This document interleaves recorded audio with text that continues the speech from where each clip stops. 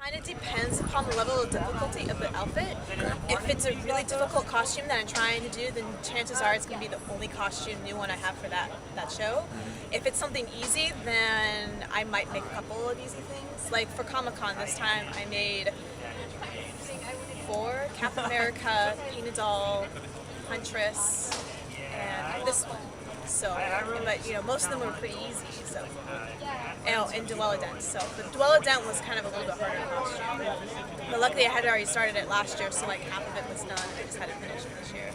So, and Fanime this year, I did. I don't know how many new costumes. Too many.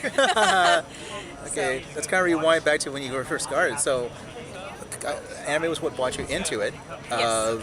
What was the first anime you saw? Sailor Moon. Sailor Moon. Yes, I was 12 or 13 at the time, and it just, I was sitting at home on summer vacation one day, and it came on, and I was like, this is amazing, and so I started watching it, and I really liked it, and I kept watching it, and then it got to the point where I would get online and like find all the different Sailor Moon pictures and try to find out more about the series. So, and then I actually didn't get to cosplaying until I was about 20 years old, 19, 20. So there was like this whole stint where like I didn't do it, but Okay. I just liked anime. Oh, okay. Was that actually the first one you saw that you knew was anime, or was it just like when you were younger, you're just like, oh, it's just a cartoon? I didn't know really what it was. Like I just thought it was another cartoon that was drawn differently. I didn't realize it was Japanese. I mean, of course, when you watched it, you kind of like, wait, why is this stuff all in Japanese on the buildings? But when I started researching it, I found out what it was and found out that anime. You know, and I also watched Dragon Ball. Pretty much at the time, anything that was on Toonami, I watched, and then I would go online and find out more about it. Yeah. So, and then when I got into like high school and stuff, and when they, you know, at that time, people started putting stuff online for you to download, and it was like readily available. Right. So I was able to get some of that stuff, and then when I finally got to college, and that was one of the main reasons why I joined the anime club, because I wanted to know more, and I didn't know how to get it. Right. And I didn't, you know, and I come from a small town, and there was only one place in town that sold anime, but they wanted like $40 a DVD. Yeah. So it was really inaccessible at the time for someone that was young and didn't have any money. So I would go to the anime club and they would show different stuff, and you know, it's like, oh, if you like this, you should try this. And then I could go online and kind of research it or read about it, or maybe find like a video or something along those lines and download it. So, and then when I actually started going into cons, you know, I met more people, and then you find out a bunch of stuff, and they let you borrow things, and it just kind of starts from there. Oh, it's actually kind of different for you because you actually made costumes before you actually went to conventions. Yes. Which is kind of weird because people tend to go to conventions, then they get woo, and then they started doing that. Yeah. You know, so you kind of came in already with the skills in a way. Kind of. I was Yeah. making costumes with the skills there. That's questionable. So. But you use, but I'm sure with everything you do now, you kind of learn something new as you kind of go along the way. Like, you know? even stuff I made last year, I look at it now and I'm like, why did I do it that way? I could have done it this way and it would look 10 times better and been 10 times easier. So. When you first started, okay, so you had your mom to, your family help you with that a bit, but kind of. Yeah, she kind of, she sewed that dress, and after that, she was like, that was too difficult, I never want to do that again. So she showed me how to use the machine, how to thread the machine, and how to wind bobbins. Right. And I would just go down to the fabric store. I first actually started buying like just patterns to make normal clothes. Right. So I learned more how to sew on like making skirts, Oh, okay. tops, stuff like that for myself, because I didn't want to spend all this money and try to make a costume and try to learn that. Okay. So, and then I would, once I felt a little more comfortable with just how to use the machine, and then I made like Princess Serenity, and I think I made Usagi's school uniform, like just the bow and like the top. I found the skirt. So, and I tried, you know, and at the time I was learning, so I would also try to find items and try to alter them. Right. A lot more than I do now. Now I'm just like, it'll be faster for me to make it than drive all around town and try to find Find something like that. Yeah, so. But what did you use to help you get, more experience? I mean, you can do it, but did you use like the internet, like tutorials? Did you ask people? I mean, I'm sure your folks helped you a little bit. A little bit of everything. It kind of depends upon what it is I want to learn. So far as sewing, a lot of it was just doing and reading the patterns that came with it and just making stuff and figuring it out. And kind of like I would also, if I had a garment that was similar to how I wanted to make it, I would just study the garment. And I had tutorials for going and like I'm cheap, so sometimes I would go to the patterns like fabric store, and they would be the pattern I would like, and I would just sit there and I would read the brochure and look at how the patterns, the shapes are done, Right. and then go home and try to replicate it because I didn't want to spend $14 on a pattern. So, and then but for like other skills like how to do armor and things in that nature, I would just go online and I would kind of like, at first it was just cosplay.com because like ACP was like baby at the time. Yeah. And Cosplay Lab was really big, but there wasn't really a community on Cosplay Lab. It was just kind of like people posting pictures. Right. And there really wasn't a way for people to comment and everything. And then DeviantArt, I had a DA, but again, not a lot of tutorials and information on how to do stuff at that time. But at the time, LiveJournal was huge still. Okay. And so I had a LiveJournal, and I would just make friends with other costumers, and then, you know, like, hey, I'm working on this thing, you know, and we would kind of bounce ideas and help each other that way. So that I learned a lot from them, like, oh, you want to try this, or why don't you try this, or I would go online, and some cosplayers at the time, personal sites were really big at the time too, so a lot of them would put how they did stuff or how they like tutorials and stuff like that. So like craft foam, like I found an online tutorial on how to do craft foam armor. So you know, I tried it their way, and then now I have my own way of doing it, you know, based off that. And the same thing with like resin casting. I started resin casting like in 07, somewhere around there, and it was just kind of like I saw it and I was curious, and I went to the store and just bought resin. And then I was kind of like, it was all trial and error. And eventually, you know, I was like, maybe I should go online and read a little bit more about it. And I did, and now I find it's really helpful if you have places in town that do it on a professional level. So like with casting and fiberglassing, most of my information came from just going to the store and picking the brains. Okay. Saying like, this is what I want to make, show them a picture, and then how would you recommend I do this? And just start bouncing ideas off of them. So I noticed it's a lot easier to get stuff. I mean, wig selections compared from back then to now is crazy. Like, I remember when you wanted a purple wig, there was one shade of purple. Right. There's one shade of green, maybe one shade of pink, and that's if you could find it, and it was available in like 4 different wigs. So, I mean, like, or you can go on eBay and sometimes you could find a decent wig, and a lot of times people would dye it. Right. I know when I was doing cinnamon, I still do this because it's just habit. I would use my own hair. So, and I remember back then, it was starting to switch where people would still just use their hair, but then it started to become more fashionable and more like people wanted to use wigs to create, you know, to resemble the characters more. When did you think that wigs started coming? When did they start? Wig sellers start showing up? Like, when I came around, I know Costworks was like the main one. Yeah. And that's, you know, that was back then, and they were really reliable, and they had a nice variety of wigs, and they were decent price. You know, they were about $30-$40 on how to get a wig, which is about where they are now. Prices I think dropped a little bit more because there's more supply. Yeah. But they were the kind of only ones that specifically geared having wigs for costumers. Right. I mean, you can go on eBay Yeah. and buy it, but a lot of people, I mean, like, again, it was at the time where people were just starting to get into using wigs, you know, and so, you know, people didn't really think of eBay. I mean, my first wigs were always from Costworks, so, and then when I wanted a different color, I would go to eBay, and I know around like 08, Cypress was really big, and people would do huge Cypress orders, and so they would have them shipped directly from Japan here to the United States. So, because they were at the time the only ones that had, you know, the 6 different colors of pink and stuff like that, and had blended color wigs. I mean, now there's, you know, I don't know how many sites that have like every color of the rainbow. There's so many of them now. But back when you were looking through eBay to find wigs, how did you? Like, here's the one question I always wonder is like, how do you trust an eBay seller? Like, how do you find out like the right one? What I would do is I would kind of see how long they've been around, Right.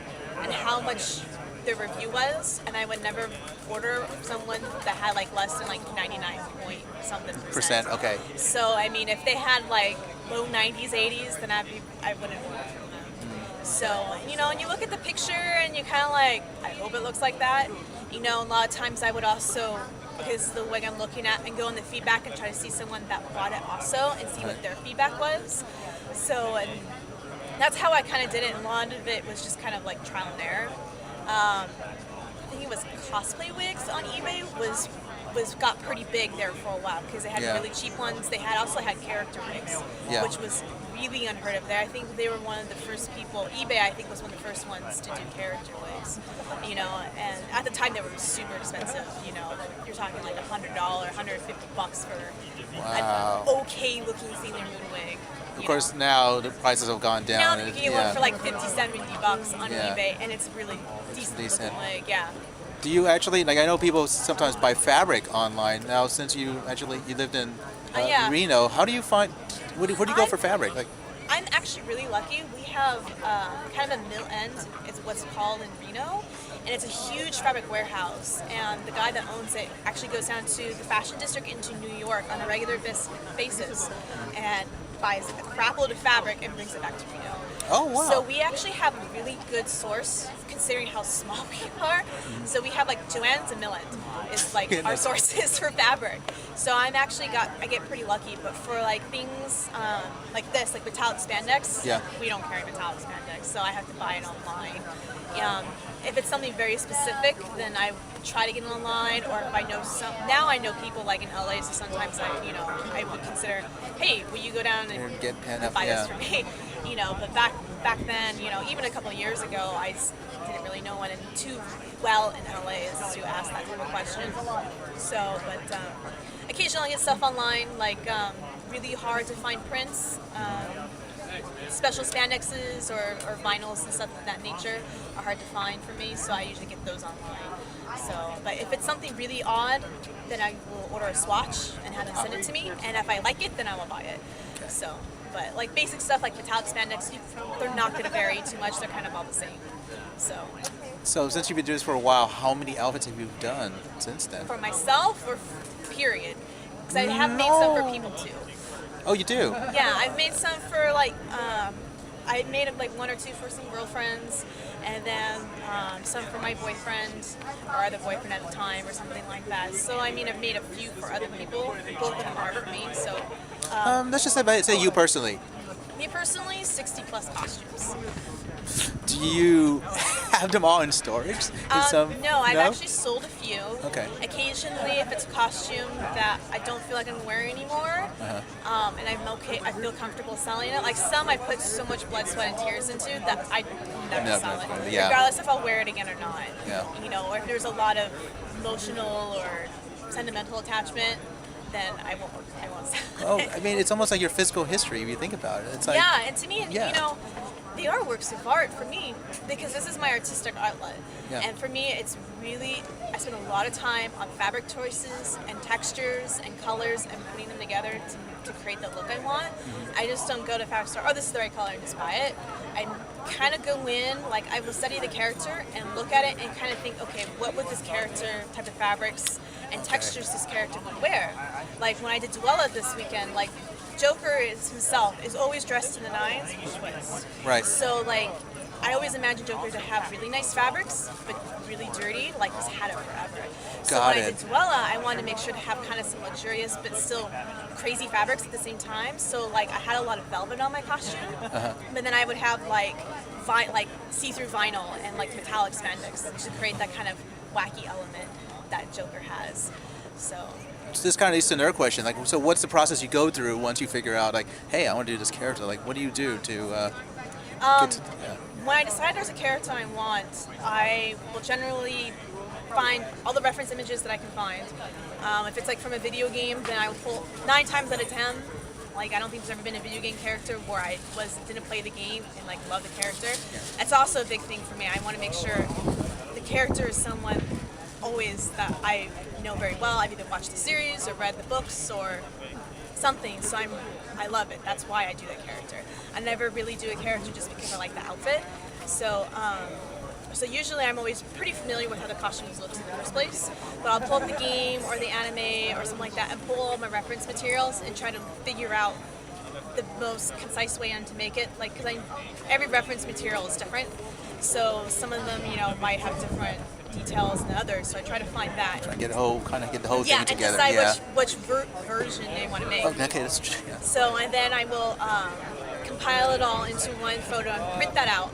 And I carry that with me all the time until the costume's done. So that way when I go to the fabric store, I have my reference image. That or it's on my phone, one of the two. One or two. So then usually I spend actually quite a while, sometimes a couple months depending on how far the project's out, or a couple weeks or something like that, just doing research. I will also research to see how other people have solved some similar problems to kind of get my brainstorm working. Yeah. Just kind of like, oh, that's kind of an interesting idea. What if I try this? So it's kind of interesting to see, because it also gives you a reference point on how some things can get translated into real life. And so that kind of helps my thought process and kind of on how to solve the problems that the costume creates. Right. And then once I have that, and I kind of have a game plan. I think about what type of materials do I need. Does it need to be stretched? Does it, am I lining it? And think of all those questions. And once I answer them in my head, then I'll go to the fabric store and then look for the different fabrics. Taking into account the type of texture I want or color and everything like that. So, but I'm at the point now where I'm familiar enough with the different types of fabrics that I'm like, oh, I want to use this fabric, this fabric, this fabric, this fabric. So, Okay, quick question. Do you have like a stack of fabric in your place? oh God. It's even worse now because I work for an alteration shop Oh, as my day job. So there's often times where my boss will come to me and she's like, I have too much fabric. Go through the bins, take what you want. And I'm a fabric hoarder, so I'm like, oh my God, this is so cool. And I will like take home a big box of stuff. But back to your question, I actually have 8 tubs, like those 20-gallon tubs in my closet of fabric. And they're all divided up and color coordinated to like whites, purples and pinks, greens and yellows, reds, blacks, prints. Oh, yes. wow. So it's that way when I want to do a project, I'm like, I check my bins first. And a lot of times I will go into my bin, I'm like, whoa, I had this? I didn't realize I had it. So, or my friends, like a couple times, are like, do you know where I can get this? I'm like, I think I might have that. So, and I find it, like, give stuff away. okay. Now I'm curious. Since you have so much, you must have do you have a dedicated room just for? I do, actually. I live in an apartment. One bedroom of my apartment is dedicated just to my sewing. So it's like a 10 by 11, so it's not a huge room. It's pretty small. Yeah. But you walk in and there's the sewing table and there's light and iron over there, and then I have my own cutting table. And then I have a table for the machines, and then I have like some organizers off to the sides, and I have rolls of fabric, and then there's the closet. So You got so much stuff. You mentioned that sometimes you look and see what other people have done before. Have you contacted them before just to say, hey, I'm thinking about doing something like this. Do you have any advice? Really? Because most of the time I just use it as a point of reference Right. to see how stuff is transmitted in real life. Right. And I've done stuff enough now, and I have my own way of making stuff that I kind of just use it as my way to get my wheels turning in my head, just to kind of like, oh, they did that. Well, that's interesting. I wonder if I can kind of take a fraction of what they did and try to do something Like a little that. bit different. Kind of like when I read tutorials, I usually never follow the tutorial 100%. I kind of like take the information, digest it, and think of my own way of doing it. Okay. Now, so how many outfits do you actually do a year? On average, brand new. Anywhere from 12 to 13 outfits a year. 13? Yeah, I've done up to 13. Sometimes I do 10. It really depends, again, on difficulty level, Right. what events I'm going to that year, finances, obviously, how much money, like if I'm going to more cons, less cons, or if there's other factors in normal life that are affecting finances. That also works. So at that much, now how many cons do you go to a year then? Not that many. Like for big cons, I hit Fanime and BizCon, Comic-Con. I go to a lot of other small little cons that are local to me. So Sacramento's 2 hours away from me, so a lot of times I go to Sac Anime just for shits and giggles. And see friends, hang out, go have dinner, has an excuse to put on a costume, take some photos. Same thing with San Francisco. It's 3.5, 4 hours away, and I have lots of friends in San Francisco. So, it's a nice way for us to get together and do the costuming thing that we all like. So, in total, so like with Sac Anime, AOD, I try to hit WonderCon, if it's here, if it's in San Francisco. Yeah. The Cherry Blossom Festival Oh, sometimes. yeah. Okay. Anime, and Comic-Con, and then sometimes other secondary. So like Seven-ish stuff. But like half of those I'm not paying for a room because I stay with friends. Yeah. A lot of those times I will go to the con, I will buy a badge. So, it cuts down on costs. Okay, now I'm curious. So, is there a difference between like California cosplayers and Nevada cosplayers at all? Really, Reno's community is just now starting to bloom. Just in the last probably about 2-3 years. That or I just haven't been in contact with them, but I'm starting to see it where I'm actually now personally trying to organize events in Reno, like Cosplay Picnic. Like we have our second annual Cosplay Picnic on August 4th.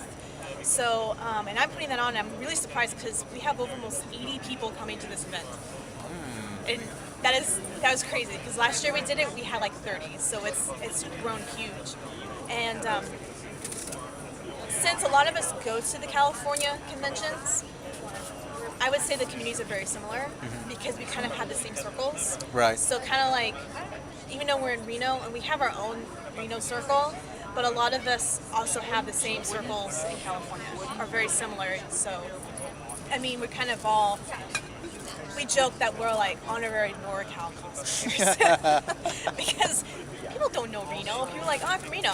Oh, you're near Vegas? No. Definitely. So how do you balance cosplay with your regular life? Like, I'm sure at some point in your life, cosplay took a huge chunk of your life. Oh, it does. Especially during con season. Like right now, like before Anime and Comic-Con, like the 2 weeks prior, I get up in the morning, get ready, go to work, sew 3 hours at work, come home, eat for a half hour, go up in the sewing room until midnight, 1 o'clock, go to bed and do it all over again. So, I mean, some days I get really burnt out, especially since I sew all day. Yeah. Last thing I want to do is go home and sew. So, it's gotten harder the last few years because I do sew every day for as a normal day job. Yeah. But I really do love sewing, so once I get upstairs in the sewing room, then it's okay. Then it's okay. Yeah. So, but I try to realize that, so from like SAC Anime, which is about end of August, beginning of September, until about early spring, March-ish, I really don't do anything. I sit at home. That's my time where I get to, not worry about costumes, maybe start thinking about what I want to do next year. But I catch up on all my video games. I read all the comics I haven't gotten to read, catch up on my anime and stuff like that, because I know when con season comes around, I won't have time to do that as much. Yeah, that makes sense. So, and my family and my friends, a lot of my friends know I do the costumes, and a lot of them actually do the costumes too, so they totally understand when it's con time. And 9 times out of 10, they're doing the same thing I am. So, it's not that big of a deal, and my family are pretty understanding that when it comes con time, that them seeing me is like 0 to 10. So, but so that's kind of how I do it. Usually, a lot of cosplayers start when they're younger, and then I always ask, like, how did their parents feel about it? Actually, at the time, I was still living at home because I was going to college. Okay. I was going to college full time, working part time, and then I had the costuming hobby on the side. So my work, since I lived at home, my mom let me live at home free of charge. So all I had to pay for is like my own food, insurance, car, kind of stuff. expenditures that I want to do. So cosplay. So I remember, and actually still to this day, my dad sometimes says like, "Whoa, what are you doing? You're wasting all your time and money with it." Especially when I was in college, he's like, "You should be saving all your money." I'm like, "Well, it's my money. I should be able to do what I want with it." And like, I save it for what? I'm 19 years old. I'm 20 years old. I'm like, you don't save money when you're that young. You're stupid. So, I mean, and I would spend out going to cons and stuff like that. Of course, I always try to make sure, tell people, don't let cosplay take over your life. Make sure you pay your bills, go to school. I've heard stories of people dropping out of school, of college for cosplay, and I'm like, why would you do that? No. Like, you have to keep a level head about it. Yeah. Make sure your real life priorities are in check before you even think about cosplay. Like, I mean, I would don't skip work. You don't miss class. Yeah. You don't put off your homework to do costumes. I mean, I know sometimes you really, really want to, But trust me, in the long run, it's better to make sure you have your degree, you finish your degree. You get that homework in so you can get a better grade in the class. You go to work to keep that repertoire with your boss to make sure, that stuff will personally affect your life, and if that stuff's not in order, you can't cosplay. Yeah. And I think a lot of people get mindset like, oh, I have to finish my costume. I'm like, it's okay, it's just a costume, it's just a hobby. If you don't finish it now, you can finish it later, you can do it next time. And I admit sometimes it's really hard for me to think that, like especially when I've spent months working on something or being really hardcore, it's really hard to find that time to just go, okay, I need to be realistic about it. This is not going to get done. I need to put it down, put it aside, and just accept the fact it's not going to get done. And it was a lot harder for me to do that when I was younger. Now I have more of a realistic view and try to just go, okay, no. That's like Dwella. I put off for over a year because I tried 2 cons to get it done, and it just did not happen. And I really wanted to wear it, but I'm like, no, it's not going to happen. It will happen when it happens. So, just big thing again, prioritize your time. So.